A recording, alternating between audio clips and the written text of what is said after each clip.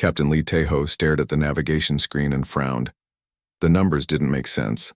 According to the display, they had traveled 40,000 light-years instead of 4. That couldn't be right. Kim Woo-bin, check the navigation system. Again, he called to his engineer. These readings are crazy. Kim looked up from his repair work, wiping grease from his hands. Captain, I've checked it 3 times. The quantum tunnel worked perfectly. We just went a lot further than we planned. Dr. Park Soo-jin floated over in the zero gravity, her eyes bright with excitement. Captain, look outside. Those aren't the stars we know. We're somewhere completely new. Taeho turned to the main screen and felt his stomach drop. Instead of the familiar emptiness of space, they were surrounded by a glowing purple nebula. Massive structures floated in the distance, too big and too organized to be natural. Ships, hundreds of them. Well, he said calmly, this is interesting. The communication system suddenly crackled to life. Strange sounds filled the bridge. Clicks, hums, and something that might have been words in a language no human had ever heard. Is that? Commander Yoon Da-eun started to ask. Aliens, Soo-jin whispered, practically bouncing in her seat. Real. Aliens! This is the greatest day in human history. Before anyone could respond, the main screen flickered and changed. A face appeared, if it could be called a face. It looked like a giant mantis with 4 eyes and mandibles that clicked menacingly. When it spoke, a translation device somehow made the words understandable. Unknown vessel. You have entered sacred space during the imperial coronation ceremony. Identify yourself immediately or face destruction. The bridge went quiet. Everyone looked at their captain. Taeho studied the alien face for a moment, then shrugged. This is Captain Lee Taeho of the human exploration vessel Soul's Pride, he said in his normal, everyday voice. We seem to have taken a wrong turn somewhere. Could you point us toward Earth? The alien's 4 eyes blinked in sequence. Its mandibles stopped clicking. For several seconds, nothing happened. Did he just ask for directions? Someone whispered in the background on the alien ship. You are human? The mantis creature asked, sounding confused. Yes, we're human. From Earth. 3rd planet from a yellow star about 26,000 light-years from the galactic center, assuming our maps are right. Taeho replied helpfully. More silence from the alien ship. Taeho could hear multiple voices talking quickly. In the background, Captain, Da-eun whispered. There are over 300 ships out there. Some of them are the size of cities. I can see that, Taeho said. Kim, can we jump away? Not yet, Captain. The navigation system needs another hour to cool down. We pushed it pretty hard. Ambassador Han Ji-woo moved closer to the captain's chair. Sir, perhaps I should handle this. It is technically a first contact situation. Good point. Taeho nodded. Go ahead. Ji-woo stepped forward and bowed slightly to the screen. Honored beings, I am Ambassador Han Ji-woo, representing humanity. We apologize for interrupting your ceremony. This was completely accidental. We were testing new technology and it brought us much farther than expected. The mantis alien leaned back. You apologize? For entering the Throne Nebula? Of course, Ji-woo said. It would be rude not to apologize for interrupting something important. More background chatter from the alien ship. The mantis creature looked confused and slightly panicked. Admiral Vexistar, another voice called from off-screen. The Hegemony Council is demanding answers. What are your orders? So the mantis was an admiral. That was useful information. Admiral Vexistar, Ji-woo said politely. We understand you have duties to perform. If you could simply point us toward the edge of your territory, we'll leave you to your ceremony. Admiral Vexitar's mandibles began clicking rapidly. You want to leave? Well, yes, Taeho said, stepping back into view. We don't want to cause trouble. We're just explorers. This was an accident. Admiral, another alien voice called urgently. The High Chancellor's ship is approaching. Through the main screen, they could see an enormous vessel moving toward them. It was crystal-like and seemed to bend light around itself. Beautiful and terrifying at the same time. Oh, that's pretty, Soo-jin said admiringly. Look at how they've managed to manipulate electromagnetic fields around the hull structure. The engineering must be incredible. Admiral Vextar stared at her. You're not afraid? Afraid? Su-Jin looked puzzled. Why would we be afraid? This is amazing. We're meeting other intelligent life. This is what every scientist dreams of. But the High Chancellor? Vextar started. Is probably a very important person, Jiwoo finished. We understand. We have important people too. Should we prepare for formal introductions? Kim looked up from his work. Captain, I've got basic systems running. Want me to clean up the ship? A bit. We weren't exactly expecting company. Good idea, Taeho nodded. Make it presentable. Da-Yoon, prepare a full sensor analysis of their ships. Passive scans only. We don't want to seem threatening. Captain, Da-Yoon said quietly. I don't think they see us as threatening. She was right. Through the screen, they could see Admiral Vextar talking frantically with his crew. The alien looked, confused, worried, and completely unprepared for humans who weren't terrified or aggressive. The crystal ship arrived and hung in space beside Admiral Vextar's vessel. It was even more beautiful up close, like a living jewel. Humans, Admiral Vextar said finally. The High Chancellor wishes to speak with you. Of course, Taeho said. We'd be honored. The screen changed again. This time, the face that appeared wasn't really a face at all. It was a shifting pattern of light and crystal, beautiful and alien beyond description. I am Quindar, High Chancellor of the Galactic Hegemony, the being said in a voice like singing crystal. You are the humans? We are, Taeho confirmed. Captain Lee Taeho at your service. You entered our most sacred space during our most important ceremony. Yes, sir, we're very sorry about that. It was completely accidental. And you wish to leave? If that's acceptable to you, yes. We don't want to cause any problems. Quindar's crystalline form pulsed with different colors. Most interesting. Admiral Vextar, bring the humans to Nexus Prime. I believe the Council will wish to meet them. An invitation? Jiwoo asked. We'd be happy to visit, though we should mention that we'll need to contact our government first. Your government? Quindar asked. Yes, back on Earth. They should know we've made contact with other intelligent life. It's rather important news, the crystal being pulsed again. Yes, I imagine it would be. Admiral, escort our new friends to the capital. Treat them as honored guests. After the screen went dark, the 5 humans looked at each other. So, Taeho said calmly, looks like we're going to see the galaxy's capital. That should be interesting. Interesting? Su-Jin laughed. Captain, this is the most exciting thing that's ever happened to humanity. True, Taeho admitted. Kim, how long until we can contact Earth? Give me a few hours to set up a quantum relay. Should be able to get a message through. Good. Send word that we've made first contact and we'll be back with friends. Da-Yoon shook her head in amazement. Captain, do you realize we just accidentally crashed the biggest party in the galaxy?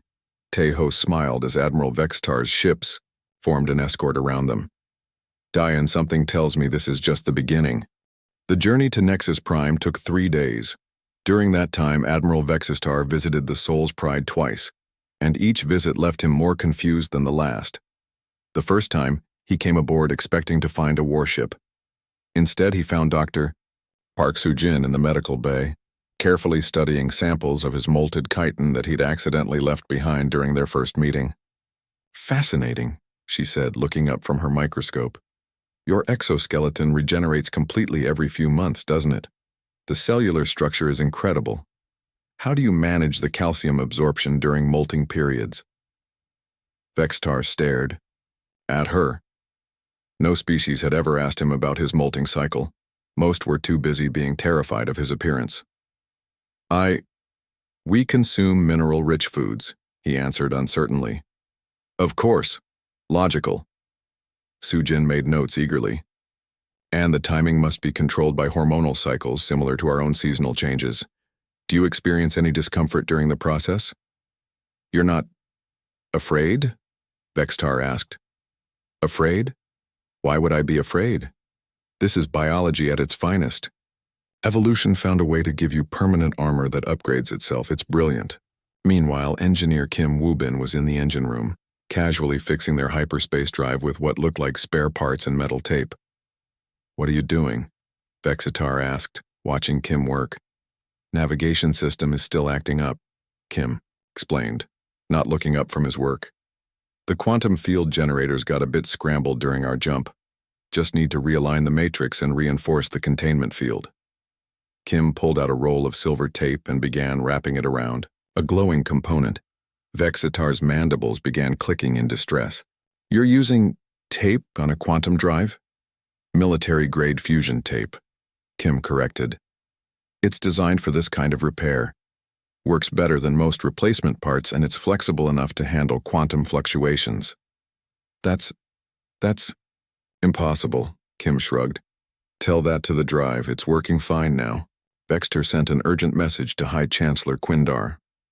The humans repair quantum technology with tape. They study our biology like it's a hobby. I don't understand what kind of species we're dealing with. Quindar's reply was immediate. Keep watching them. Report everything. The second visit happened when Captain Tejo was in the observation deck, calmly eating lunch while watching the alien fleet around them. You're not concerned? Vextar asked. About what? Tejo asked, offering him a seat. You're surrounded by 300 warships from a civilization you know nothing about. Tejo considered this. Admiral, are you planning to attack us? No, but then why would I be concerned? You seem like reasonable people. You invited us to meet your leaders. This is exactly what we hoped would happen when we started exploring space. Most species are terrified when they first encounter the hegemony. Most species probably didn't grow up watching science fiction movies about meeting aliens, Tejo said with a smile. We've been imagining this moment for centuries. Vextar sent another message. The humans act like meeting us is normal. Their Gyoryu, Captain eats lunch while surrounded by our fleet. I think they might be insane. Meanwhile, Ambassador Han Jiwoo was learning about galactic politics from the alien database Vextar had provided. What she learned was disturbing. Captain, she said that evening during their briefing, I think we need to be very careful here. Why? Tejo asked. The galactic hegemony isn't exactly a democracy. It's more like a collection of species that were conquered and absorbed. Some joined willingly, others didn't have a choice. Commander Yoon Da-eun looked up from her own research. Their military structure is interesting, very hierarchical. Each species provides specific services to the Empire. The Mantis people like Admiral Vextar are the military class. And now they're trying to figure out what we are, Jiwoo continued. From what I can tell, species either submit to the hegemony or get conquered by it. There's no third option. Well, Tejo said calmly, I guess we'll have to make a third option. Sujin bounced in her chair. This is so exciting. We're going to be the first species to meet them as equals. Are we equals? Da-eun asked practically. They have hundreds of worlds and billions of ships. We have one small exploration vessel. Numbers aren't everything, Kim said, looking up from his engineering reports. I've been analyzing their technology. It's impressive, but it's also very rigid. Everything is standardized across the entire empire. They don't seem to innovate much.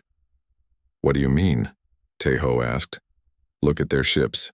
Every vessel in Admiral Vextar's fleet is identical. Same design, same weapons, same everything. It's efficient but not flexible. If something goes wrong, they don't have backup plans. And, Jiwoo prompted. Kim grinned. Humans always have backup plans. We improvise. We adapt. We make do with what we have. That might be worth more than 1 million standardized warships. The next morning they arrived at Nexus Prime. It was impossible. A space station the size of a planet, covered in lights and docking bays and cities that stretched as far as they could see. Millions of ships moved around it like insects around a hive. How many people live there? Sujin asked in wonder. According to the database, about 15 billion, Jiwoo said. Representatives from over 800 species. 800 species, Tejo repeated, all in one place, all serving the hegemony, Daun added quietly. As they approached a docking bay, Admiral Vextar's voice came over the communication system. Humans, you will be escorted to the council chambers. High Chancellor Quindar and the ruling body wish to meet you. Understood, Tejo replied. Will we have time to contact our homeworld? That will be discussed during your meeting. Something in Vextar's tone made Jiwoo frown. Captain, I think we might be guests who aren't allowed to leave. Prisoners? Kim asked. Maybe. Or maybe they just don't understand that we want to go home eventually. Tejo stood up and straightened his uniform.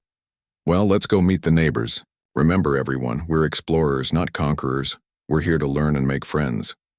And if they don't want to be friends, Daun asked. Then we'll deal with that when it happens, Tejo said. But let's try the friendly approach first. As they docked at Nexus Prime, alien security forces surrounded their ship. The beings were all different. Some looked like walking trees, others like living metal, still others like creatures from nightmares. But they all moved with the same military precision. Intimidating, Daeun observed. Diverse, Sujin corrected. Look at all the different evolutionary paths. The variety is incredible. Admiral Vextar met them at the airlock, along with several other aliens in official-looking uniforms. Humans, he said formally. Welcome to Nexus Prime, heart of the Galactic Hegemony. You will be escorted to quarters appropriate for honored guests. Thank you, Jiwoo said, bowing politely. As they walked through the station's corridors, they passed hundreds of different species. Some stared at the humans with curiosity, others with fear, and a few with what looked like hope. They've never seen anyone like us before, Sujin whispered. No, Tejo agreed. And I don't think they know what to do with us. That, said Jiwoo quietly, might be exactly what we need. The quarters they were given were enormous. Each human had a suite larger than most Earth apartments, complete with gravity adjustment, atmosphere control, and food synthesizers programmed with hundreds of alien cuisines. They're really trying to impress us, Jiwoo observed, looking around her lavish room. Or keep us comfortable while they decide what to do with us, Daun added from the balcony that overlooked the station's central district. Captain Taiho called them together that evening for a briefing. I've been thinking about our situation. We have a few advantages they don't expect. Such as, Kim asked. We're not afraid of them, for one thing. Admiral Vextar keeps expecting us to grovel or panic, and we keep disappointing him. Second, we're genuinely curious about their culture. Most species they encounter are either hostile or terrified. Third, Sujin added excitedly, we don't want to conquer anyone. They keep waiting for us to make demands or claim territory, but we just want to explore and learn. A chime sounded at their door. Admiral Vextar entered with two other aliens, a tall, thin being that looked like it was made of living silver, and something that resembled a floating jellyfish with too many eyes. Humans, Vextar said. Tomorrow you will address the full Galactic Senate. High Chancellor Quindar wishes you to explain your species and your intentions to the assembled representatives. A speech? Tejo asked. How many representatives are we talking about? 12,000, the silver being said in a voice like wind chimes. I am Counselor Zilmoth, I will help you prepare. 12,000, Jiwoo repeated faintly. Don't worry, Tejo said calmly. We'll keep it simple. Just tell them who we are and what we want. The floating jellyfish creature spoke in bubbling tones. Most species require weeks to prepare for Senate addresses. They bring armies of advisors and detailed proposals for integration into the hegemony. Integration? Daun asked. Yes, Vextar explained.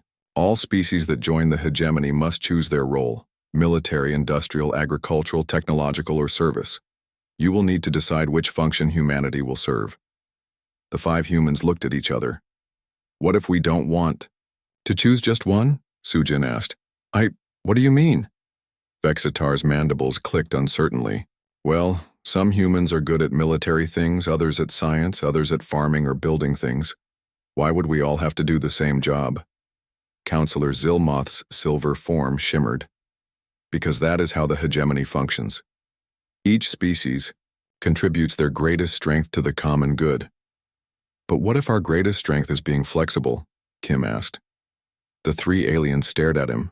I mean, humans adapt, Kim continued. We can do whatever needs doing. That's kind of our thing. That is not how it works, the jellyfish being said. Maybe it should be, Tejo said quietly. The next morning, Captain Tejo stood before the largest audience in galactic history. The Senate chamber was a vast sphere with representatives from 800 species arranged in tiers that rose in all directions around him. Some delegates looked like earth animals, others like living, rock or flame or impossible geometric shapes. The noise of 12,000 beings talking in hundreds of languages was overwhelming. High Chancellor Quindar's crystalline form floated above the center of the chamber. Senate of the Galactic Hegemony, the being announced. I present Captain Lee Tejo of the species known as humans. The chamber fell silent. 12,000 alien eyes focused on one human in a simple blue uniform. Tejo looked around the vast assembly, took a breath, and began speaking in the same calm tone he used for crew briefings. Hello, everyone. I'm Lee Tejo, and I represent humanity. We come from a small planet called Earth in what you probably call the Outer Rim. We're new to space travel, and meeting all of you has been the most amazing experience of our lives. He paused, looking at the sea of alien faces. We're explorers. We left our world because we wanted to know what else was out there. We dreamed of meeting other intelligent life, and here you are. Thousands of different species, all working together. It's incredible. Murmurs rippled through the assembly. This wasn't how species usually addressed the Senate. We know you're wondering what humanity can offer the hegemony. The truth is, we're still figuring out what we're good at. Some of us are scientists, some are engineers, some are soldiers, some are diplomats. We like to try different things and see what works. More murmurs. Several delegates looked confused. We don't want to conquer anyone or take anyone's territory. We have one small planet, and that's enough for us right now. What we want is to learn from all of you, and maybe share what we know in return. A delegate that looked like a walking tree spoke up. What knowledge could such a young species possibly offer the hegemony? Tejo smiled. Well, we're pretty good at fixing things with whatever's available. We adapt quickly to new situations, and we've gotten good at working together despite our differences. Differences? High Chancellor Quindar asked. Oh yes. Humans come in many varieties. Different colors, different cultures, different beliefs. We spent thousands of years fighting about those differences. Then we learned something important. The chamber was completely quiet now. We learned that our differences make us stronger. When we work together, combining different perspectives and skills, we can solve problems that would be impossible for any one group alone. An alien that looked like living crystal spoke from the upper tiers. The hegemony already combines different species. Yes, but you use each species for one specific purpose, Tejo replied. What if instead of assigning roles, you let everyone contribute their best abilities to whatever needs doing? That would be chaos, another delegate protested. Maybe, Tejo agreed, or maybe it would be more flexible than the current system. We'd be happy to try it and see what happens. High Chancellor Quindar pulsed with different colors. You propose changing how the hegemony functions? I propose we experiment, Tejo said. Try some new approaches. If they work, great. If they don't, we'll try something else. That's how humans solve most problems. The chamber erupted in discussion. Thousands of beings talking at once in hundreds of languages. Some sounded excited, others alarmed. Meanwhile, in a different part of Nexus Prime, Dr. Park Soo-jin was attending the Galactic Science Council's weekly meeting. She had been invited as a courtesy, expected to sit quietly and observe. Instead, she was on her feet, drawing diagrams on a holographic display, while 300 alien scientists watched in fascination. So you see, she was saying, evolution doesn't always follow the same pattern. On our world, intelligence emerged in many different forms. We have tool-using octopi, problem-solving birds, social insects that work as collective minds. Impossible. A scientist that looked like a walking plant declared. Intelligence develops along predictable pathways. That's what we thought too, Su-Jin said cheerfully, until we started really studying other Earth species. It turns out nature is much more creative than we expected. She touched the holographic controls, and the display showed images of dolphins, elephants, crows, and ants. Each of these species developed intelligence for different reasons and in different ways. What we learned is that there's no single right way to be intelligent. The alien scientists were taking notes frantically. In the engineering section, Kim Woo-bin was causing his own kind of chaos. He had been invited to observe alien manufacturing techniques. Instead, he was teaching them new ones. The problem with standardized manufacturing, he explained to a group of engineer-cast aliens, is that it can't adapt to unexpected situations. But if you build flexibility into the system. He picked up a broken tool and began modifying it with spare parts from a nearby workbench. You can turn any piece of equipment into whatever you need at the moment. The alien engineers watched in amazement as Kim turned the broken scanner into a functional welding torch. This is not proper procedure, one of them protested. No, Kim agreed, but it works, and sometimes works is more important than proper. Back in the Senate chamber, the discussion was becoming heated. Some delegates were intrigued by human ideas, others were horrified by the implications. High Chancellor Quindar finally called for order. Captain Taeho, the crystalline being, said, "Humanity's proposals are unprecedented. The Senate will need time to consider them." "Of course." Taeho nodded. "Take all the time you need, we're not going anywhere." "Actually," Quindar said, "that raises another question. Do you wish to return to your home world?" "Eventually, yes. We need to tell our people what we've found, and let them decide how they want to proceed." "And if we do not permit you to leave?" The chamber fell silent again. This was the moment many delegates had been waiting for, when the humans would reveal their true nature. Taeho looked genuinely surprised. "Why wouldn't you let us leave? We're not prisoners, are we? You have knowledge of our location, our capabilities." "Yes, and you have knowledge of ours," Taeho interrupted gently. "That's what friends do. They share information. If you don't trust us enough to let us go home, then we're not really friends, are we?" High Chancellor Quindar pulsed through several colors before settling on a soft blue glow. "Captain Taeho," the being said finally, "humanity continues to surprise us." "We surprise ourselves sometimes," Taeho admitted with a smile. "That's part of being human." 3 days after Captain Taeho's speech to the Senate, the humans discovered they had become the most popular and most feared beings on Nexus Prime. It started with small things. Alien delegates approached them in corridors, speaking in whispers about new possibilities and fresh approaches. Others crossed to the opposite side of walkways, watching them with suspicious eyes. "We're making them nervous," Commander Yoon Da-yoon observed during their morning briefing. "Good nervous or bad nervous?" Kim asked, looking up from his breakfast of synthesized earth foods. "Both," Ambassador Han Ji-woo replied.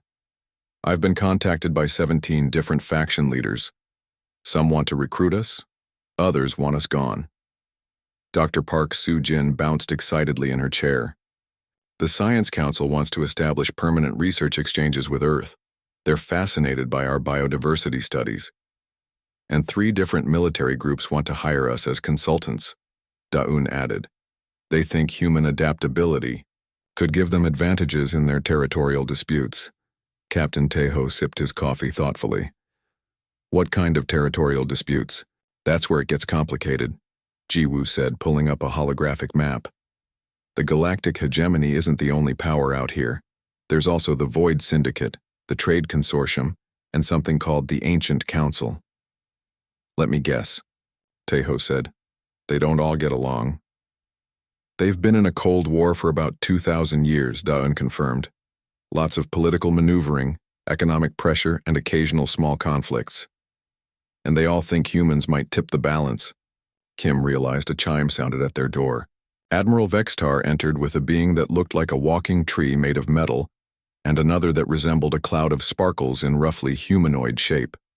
Humans, Vextar said formally. I present Mordek of the Trade Consortium and Aelith of the Ancient Council. They wish to speak with you. The tree being's voice sounded like grinding metal. Captain Tejo, the Trade Consortium offers humanity full membership with significant benefits. Advanced technology, established trade routes, protection from hostile forces. The sparkly cloud spoke in a voice like distant music. The Ancient Council extends a different invitation. We are old species, Captain. We remember when the galaxy was young. We believe humanity has wisdom that transcends politics.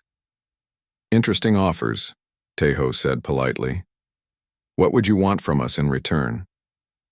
Mordek's metal branches rustled.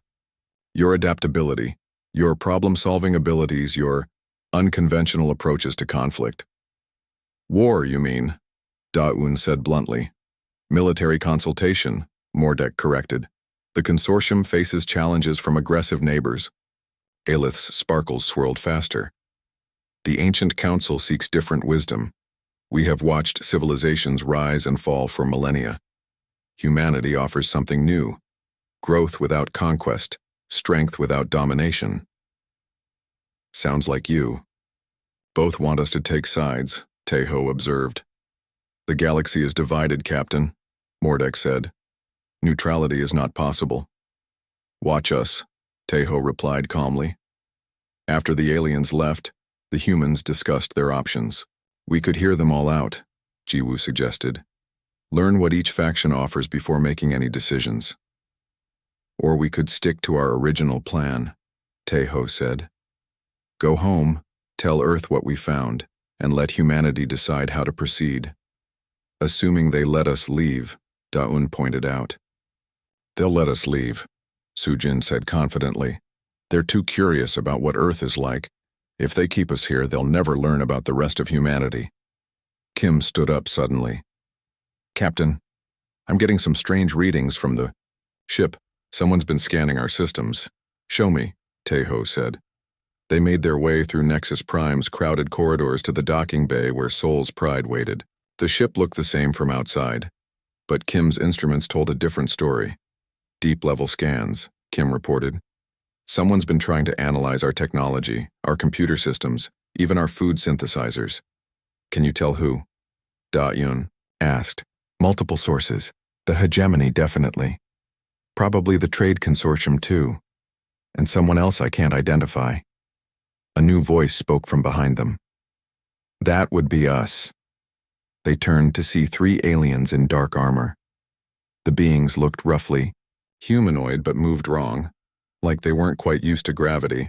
Void Syndicate, Daun whispered, her hand moving toward her weapon. Relax, Commander, the lead alien said in a voice like static.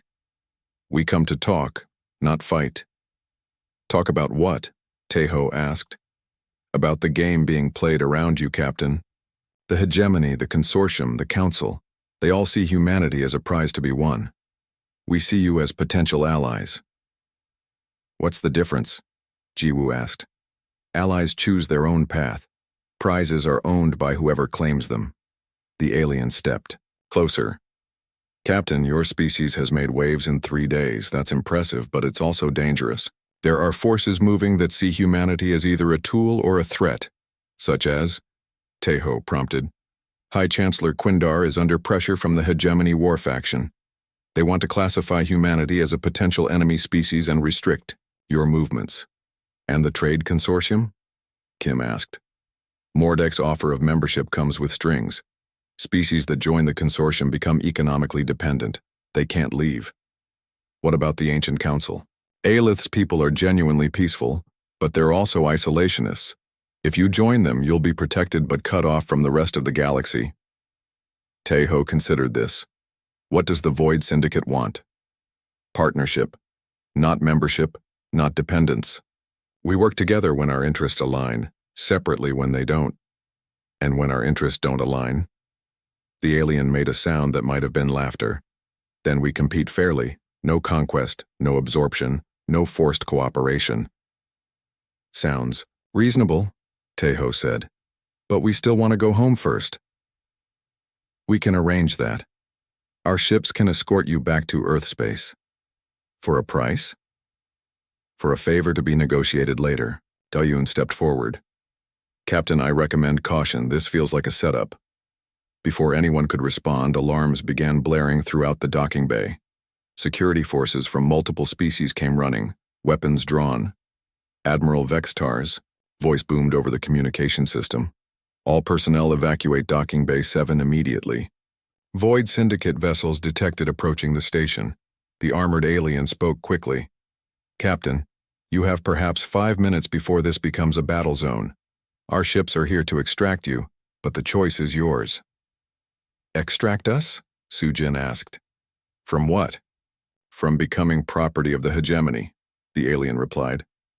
High Chancellor Quindar just signed an emergency decree. Humanity is now classified as a strategic resource. You're not leaving the station. Tejo looked at his crew. They all nodded. Thank you for the warning, he told the alien, but we'll handle this ourselves. Captain, we came here as explorers and diplomats. We're not leaving as anyone's property, but we're also not running away like fugitives. The alien stared at him. You're going to fight the entire hegemony? We're going to talk to them, Tejo corrected. Amazing how often that works. As hegemony, security forces surrounded them. Captain Tejo walked calmly toward Admiral Vextar, who was leading the response team. Admiral, Tejo called out, I think there's been a misunderstanding. Could we discuss this like civilized beings? Vextar's mandibles clicked rapidly. Captain, I have orders to place you in protective custody. Protective custody, Tejo repeated. Who are you protecting us from? From making a mistake that could endanger both our species. Admiral, with respect, shouldn't that be our mistake? To make? The security forces had them surrounded now. Weapons weren't drawn, but the message was clear. Captain, Vextar said quietly, there are forces at work here that you don't understand. The galaxy is more dangerous than you know. Then teach us, Tejo said simply. Don't lock us up. Don't make our decisions for us. Treat us like the intelligent beings we are and help us understand. Vextar stopped clicking his mandibles. Around them, security forces looked uncertain. You would trust us to educate you about galactic politics? Vextar asked. Admiral, 3 days ago we'd never heard of the galactic hegemony. Now we're standing in its capital having debates about the future of interstellar civilization. We clearly have a lot to learn. And if what you learn changes your mind about cooperation, then we'll deal with that honestly. But you'll never know what we might choose if you don't give us the chance to choose. Vextar was quiet for a long moment. Then he spoke into his communicator. High Chancellor, the humans wish to address the emergency session personally. Quindar's crystalline voice replied, Bring them to the council chamber. It seems we have more to discuss. As they walked through the corridors of Nexus Prime, Jiwoo whispered to the captain, Sir, what if talking doesn't work this time? Tejo smiled. Then we'll try something else. We always do. The emergency council session was unlike anything in galactic history. Representatives from all 4 major powers sat in the same chamber for the first time in centuries. High Chancellor Quindar floated at the center, surrounded by the crystalline forms of the hegemony leadership. Mordek and the Trade Consortium delegation occupied one side, their metallic forms glinting under the chamber lights. Aelith and the Ancient Council appeared as shimmering energy patterns along another wall. The Void Syndicate representatives sat in deep shadow, barely visible. In the middle of it all, 5 humans sat at a simple table, looking remarkably calm for beings whose actions had brought the galaxy's superpowers to the same room. This is unprecedented, High Chancellor Quindar announced, the crystalline being's colors shifting through anxious patterns. Never before have all galactic powers met to discuss a single species. Maybe that's been the problem, Captain Tejo said quietly. The chamber fell silent. 12,000 years of interstellar politics, and one human had just suggested they'd been doing it wrong. Mordek's metal branches creaked as he leaned forward. Captain, You cannot understand the complexities of galactic governance. These systems evolved over millennia. Systems can evolve in the wrong direction too, Dr. Park Soo-jin pointed out. On Earth, we call it evolutionary dead ends. You compare our civilization to extinct species? An ancient council member asked, their voice like wind through crystal. I compare rigid systems to endangered ones, Soo-jin replied. Flexibility helps species survive. Rigidity leads to extinction. Commander Yoon Do-eun stood up, her military bearing evident even in the ornate council chamber. With respect to everyone here, humanity has observed something interesting about galactic politics. Which is? The Void Syndicate representative asked from the shadows. You're all so focused on competing with each other that you've stopped growing. The chamber erupted in protests from all sides, but Da-eun continued calmly. The hegemony hasn't accepted a truly new member species in 800 years. The trade consortium keeps recycling the same economic strategies. The ancient council hasn't shared their advanced knowledge with anyone. The Void Syndicate defines itself by what it opposes rather than what it builds. And humanity? Quindar asked, colors cycling rapidly. We're 3 days old in galactic terms, Da-eun admitted. But we've already learned something about all of you that you might not see about yourselves. What? Aelith asked, genuinely curious. Engineer Kim Woobin answered. You all need each other, but you're too proud to admit it. He activated a portable holographic display showing the galactic political map. Look at this objectively. The hegemony has the best organizational structure but struggles with innovation. The Trade Consortium understands economics but lacks military power. The Ancient Council has incredible knowledge but no one to share it with. The Void Syndicate has flexibility but no stability. Your point? Mordek asked. Imagine what you could accomplish working together instead of against each other. Impossible, the Void Syndicate representative said flatly. Too much history, too many conflicts. Ambassador Han Jiwoo smiled. That's exactly what humans said about ourselves for thousands of years. We fought wars over skin color, religious beliefs, economic systems, territorial boundaries. We thought our differences made cooperation impossible. What changed? Aelith asked. We realized that survival required cooperation, Jiwoo explained. Climate change, resource depletion, technological risks. The challenges became too big for any one nation to handle alone, so we learned to work together despite our differences, Taeho added. Not by eliminating the differences, but by making them strengths. High Chancellor Quindar pulsed through several color patterns. You propose that 4 galactic powers simply cooperate. We propose that you try it and see what happens, Taeho said. Start small. Pick a problem that affects everyone and work on it together. Such as? Mordek asked skeptically. Kim consulted his portable scanner. Well, your space lanes are inefficient. Ships waste enormous amounts of energy navigating around political boundaries instead of using optimal routes. Navigation efficiency is a trade consortium matter, Mordek stated. Hyperspace routes cross hegemony territory, Quindar pointed out. Ancient jump gate technology could improve everything, Aelith added. The Void Syndicate controls key waypoints, the shadow being contributed. See, Soo-jin said brightly. You each have pieces of the solution. You just need to share them. It's not that simple, the Void Syndicate representative protested. Actually, it is, Da-eun said. You're making it complicated because you assume cooperation means giving up independence, doesn't it? Quindar asked. Did the Soul's Pride crew give up independence when we started working together? Taeho asked. We're still individuals with different skills and perspectives, but we accomplish more as a team than we could alone. This is not the same thing, Mordek objected. We are different species with different values and goals. So are we, Jiwoo pointed out.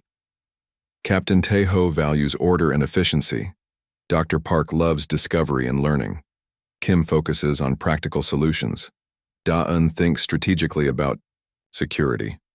I try to understand different perspectives and find common ground. And? Aelith prompted. And somehow we make it work, Taeho said. Not by forcing everyone to think the same way, but by respecting what each person brings to the team. The chamber was quiet for several minutes as the galactic powers considered this. Finally, High Chancellor Quindar spoke. Captain Taeho, are you proposing that humanity mediate between the galactic powers? No, Taeho said firmly. We're proposing that you don't need mediation. You need communication. We communicate, the Void Syndicate representative said. You negotiate, Kim corrected. That's different. Communication means actually listening to understand, not just listening to respond. How would such a thing even work? Mordek asked. Sujin bounced in her seat. Oh, like a scientific collaboration. Each power contributes their expertise to joint projects. Share resources and knowledge while maintaining your own identities. Preposterous, several delegates muttered. Is it? Aelith asked thoughtfully. The ancient council has long sought to preserve knowledge, but preservation without sharing is merely hoarding. The trade consortium thrives on efficient exchange, Mordek added slowly.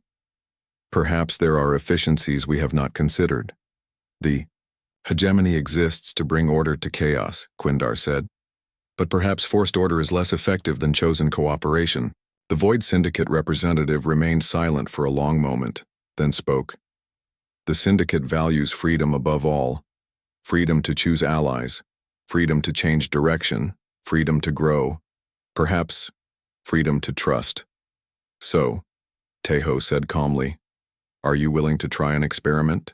What kind of experiment? Quindar asked. Start with that navigation efficiency problem Kim mentioned. Create a joint working group with representatives from all 4 powers. Give them 6 months to design a better system. If it works, try another project. And if it fails? Mordek asked. Then you'll know cooperation doesn't work and you can go back to the old way. Dayun said.